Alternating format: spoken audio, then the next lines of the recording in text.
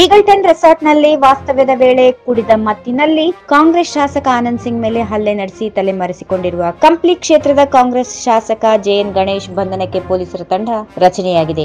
ಆರೋಪಿಯ ಚಲನವಲನಗಳ ಬಗ್ಗೆ ಮಾಹಿತಿ ಕಲೆ ಹಾಕುತ್ತಿದ್ದು ಸದ್ಯದಲ್ಲಿಯೇ ಬಂಧಿಸಲಾಗುವುದು ಎಂದು ರಮೇಶ್ ತಿಳಿಸಿದರು. ಬಂಧನಕ್ಕೆ ಕೈ ನಾಯಕರ ಸಮ್ಮತಿ. ಹಲ್ಲೆಗೆ ಒಳಗಾದ ಶಾಸಕ ಆನಂದ್ ಸಿಂಗ್ ಕೊಲೆ ಯತ್ನ ಆರೋಪ ಮಾಡಿರುವ ಕಾರಣ ಆರೋಪಿ ಗಣೇಶ್ ಬಂಧನಕ್ಕೆ ಕಾಂಗ್ರೆಸ್ ನಾಯಕರು ಸಮ್ಮತಿ ಸೂಚಿಸಿದ್ದಾರೆ ಎನ್ನಲಾಗಿದೆ. ಆರಂಭದಲ್ಲಿ ಇಡೀ ಪ್ರಕರಣವನ್ನ ಮುಚ್ಚಿಹಾಕಲು ಕಾಂಗ್ರೆಸ್ನ ಮುಖಂಡರು ಪ್ರಯತ್ನ ಮಾಡಿದ್ರು. ರೆಸಾರ್ಟ್ ಒಳಗೆ ಹಲ್ಲೆ ನಡೆದೇ ಇಲ್ಲ ಎಂದು ಬಿಂಬಿಸಲು ಪ್ರಯತ್ನ ಮಾಡಿದ್ರು. ಆನಂದ್ ಸಂಬಂಧಿಕರು ಮದುವೆಗೆ ಹೋಗಿದ್ದಾರೆ, ಎದೆ ನೋವಿನಿಂದ ಆಸ್ಪತ್ರೆಗೆ ದಾಖಲಾಗಿದ್ದಾರೆ, ಕಾಲು ಜಾರಿ ಬಿದ್ದು ಗಾಯಗೊಂಡಿದ್ದಾರೆ ಎಂದು ಮಾಧ್ಯಮಗಳ ಮುಂದೆ ಹೇಳಿಕೆ ನೀಡಿದ್ರು. ಗಣೇಶ್ ವಿರುದ್ಧ ಇಲ್ಲಿನ ಬಿಡದಿ ಪೊಲೀಸ್ ಠಾಣೆಯಲ್ಲಿ ಕೊಲೆ ಯತ್ನ ಪ್ರಕರಣ ದಾಖಲಾಗಿದೆ. ಪ್ರಕರಣವು ಗಂಭೀರ ಸ್ವರೂಪ ಪಡೆಯುತ್ತಲೇ ಆರೋಪಿ ನಾಪತ್ತೆಯಾಗಿದ್ದು ಅಜ್ಞಾತ ಸ್ಥಳಕ್ಕೆ ತೆರಳಿದ್ದಾರೆ ಎನ್ನಲಾಗಿದೆ. ಇನ್ನು ರೆಸಾರ್ಟ್ನಿಂದ ಹೊರಟ ಶಾಸಕರು ಕಂಪ್ಲಿಗೆ ಹೋಗಿಲ್ಲ. ಅವರ ಪತ್ತೆಗೆ ರಾಮನಗರ ಜಿಲ್ಲಾ ಪೊಲೀಸ್ ವರಿಷ್ಠಾಧಿಕಾರಿ ನೇತೃತ್ವದಲ್ಲಿ 3 ತಂಡ ರಚಿಸಲಾಗಿದ್ದು ಯಾವುದೇ ಕ್ಷಣದಲ್ಲಿ ಅವರನ್ನು ಬಂಧಿಸುವ ಸಾಧ್ಯತೆಗಳು ಇವೆ.